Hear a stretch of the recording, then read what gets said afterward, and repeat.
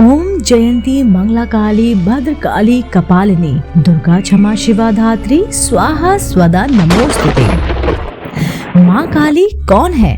क्या है काली का रहस्य? चलिए दोस्तों, आज के इस वीडियो में बात करते हैं माँ काली से जुड़े अनेकों हजारों करोड़ों रहस्य के बारे में। चलिए मेरे साथ सुनिए।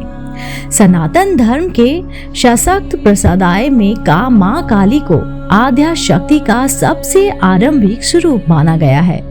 माँ काली के कई स्वरूपों की पूजा बंगाल, बिहार और नेपाल सहित देश के अलग अलग भागों में की जाती है। माँ काली किस लोक में वास करती हैं? माँ काली क्या भगवान शिव की पत्नी है? माँ काली क्या माता पार्वती का ही दूसरा स्वरूप है? इनको लेकर कई सवाल उठाए जाते रहे हैं। तो चलिए कहानी शुरू करते हैं। माँ काली के आखिर कितने स्वरूप हैं? कई मूर्तियों और तस्वीरों में माँ काली को भगवान शिव के ऊपर आरूढ़ दिखाया गया है। कई मूर्तियों में उन्हें 10 पदी या 10 पैरों वाली भी दिखाया गया है। माँ काली के विभिन्न स्वरूपों के दक्षिण काली, शमशान काली, श्यामा काली, भद्रकाली, कालिका देवी और 10 महाविद्या की प्रथम महाविद्वाय देवी काली प्रमुख हैं। क्या ये सब अलग अलग देवियां हैं या फिर किसी एक का ही शक्ति में विभिन्न रूप है? माँ काली ही आद्या शक्ति है। माँ काली को काल का स्त्री रूप माना जाता है। जो काल पर विराजित हो वही माँ काली है।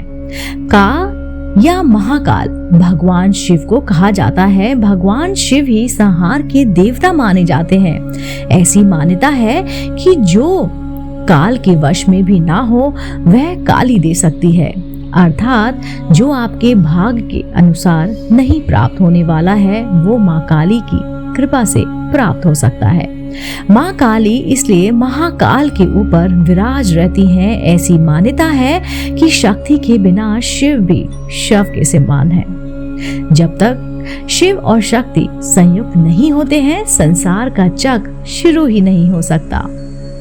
आखिर माँ काली का मूल स्वरूप क्या है? श्री दुर्गा सप्तशती के प्रथम अध्याय में हमें एक ऐसी शक्ति का आभास होता है जो ब्रह्मा, विष्णु और शिव से भी पूर्ण है और वही सारी की सारी सृष्टि का मूल है।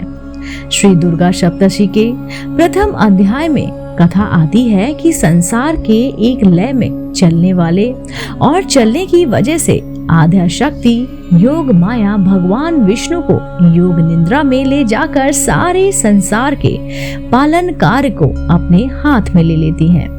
भगवान विष्णु जब योग माया आद्या शक्ति के अधीन योग निद्रा में चले जाते हैं तो उनके कान में मैल से 2 महाशक्तियां यानी कि महाशक्तिशाली दैत्यों का आविर्भाव होता है। ये आदि दैत्य मधु और कैटभ थे। मधु और कैटभ अपने जन्म के बाद ही भगवान विष्णु के नाभि कमल पर स्थित ब्रह्मा जी का वध करने के लिए दौड़ पड़ते हैं।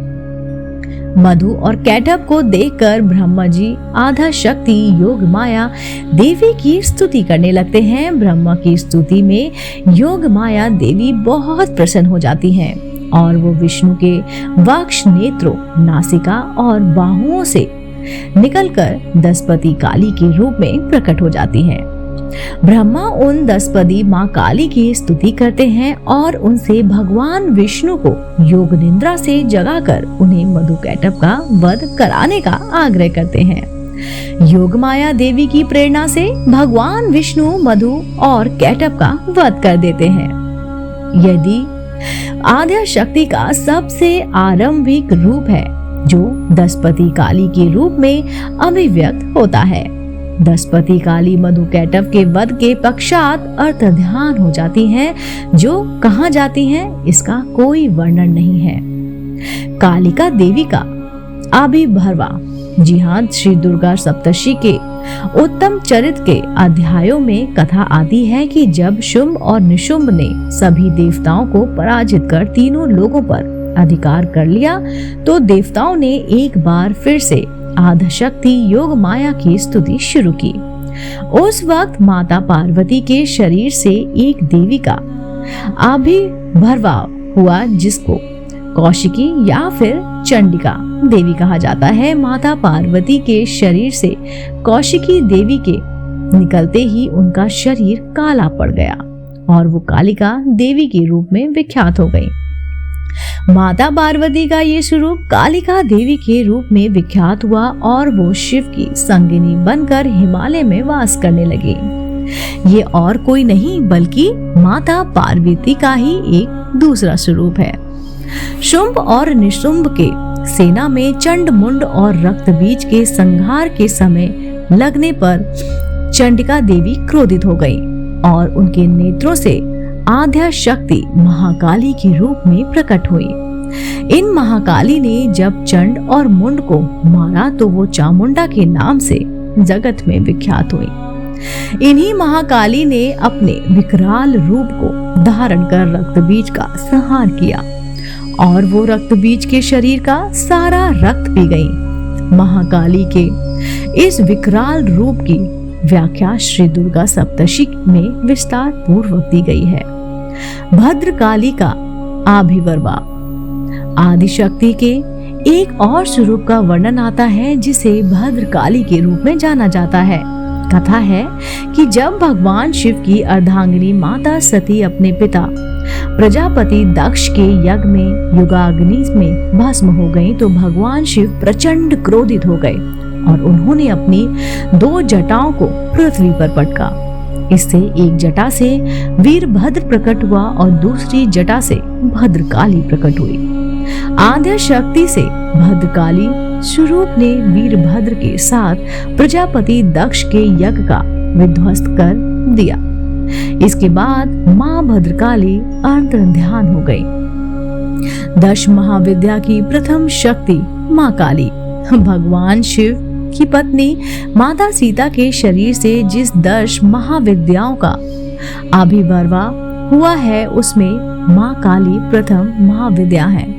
कथा है कि एक बार भगवान शिव माता सती से नाराज होकर जाने लगे तो माता सती ने 10 दिशाओं में खुद को इस विभिन्न स्वरूपों में प्रकट कर लिया। इन 10 स्वरूपों का तांत्रिक साधना में बहुत महत्व है। माँ काली ही माँ तारा है। जी हाँ दोस्तों, माँ तारा 10 महाविद्याओं में एक महाविद्या मानी जाती है और आद्या शक्ति के एक स्वतंत्र स्वरूप के रूप में उनकी पूजा की जाती है।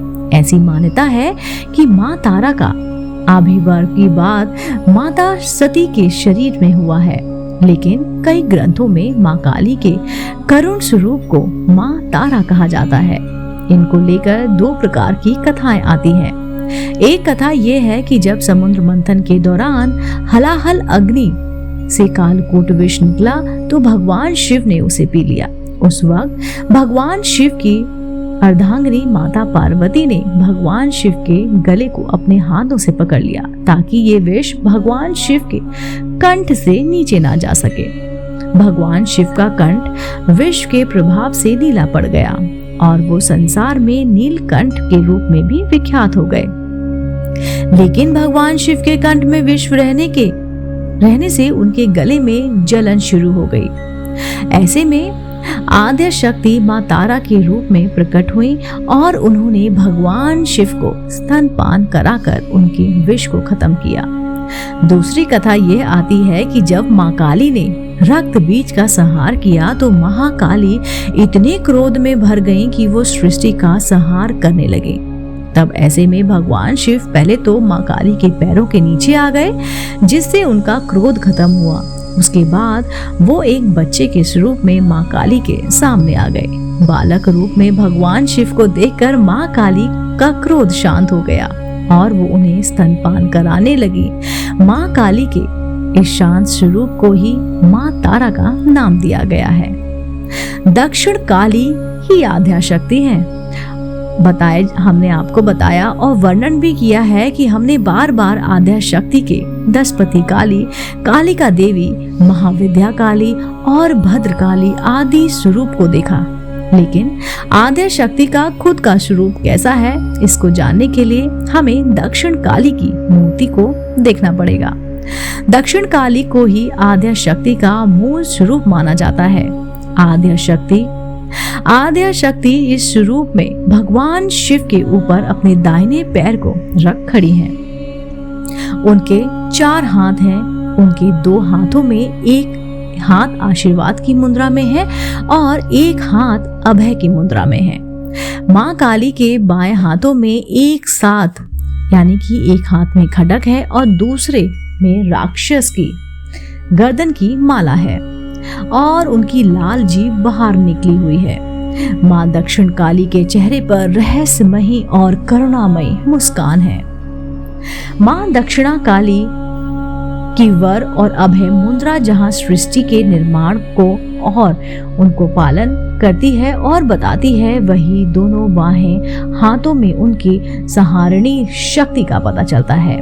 माँ काली के सिर्फ इसी स्वरूप की पूजा घर के अंदर की जाती है और कोई भी भक्ति भाव से उनकी आराधना कर अपनी कृपा प्राप्त कर सकता है। दोस्तों, उम्मीद करती हूँ आपको मेरे द्वारा सुनाई गई कहानी यानी कि माँ काली कौन थी, सनातन धर्म के सशक्त प्रदाय में माँ काली को किस नाम से पूजा जाता है और जाना जाता है, क्या है माँ काली का रहस्य, ये कहानी आपको जरूर पसंद आई होगी। अगर आप ऐसी ही धार्मिक, पौराणिक और रोचक कहानियां सुनना पसंद करते हैं तो आप मेरे चैनल आध्यात्मिक कहानियों को तुरंत से लाइक कीजिए, शेयर कीजिए और सब्सक्राइब कीजिए। आप देख रहे थे आपका अपना पसंदीदा YouTube चैनल आध्यात्मिक कहानियां।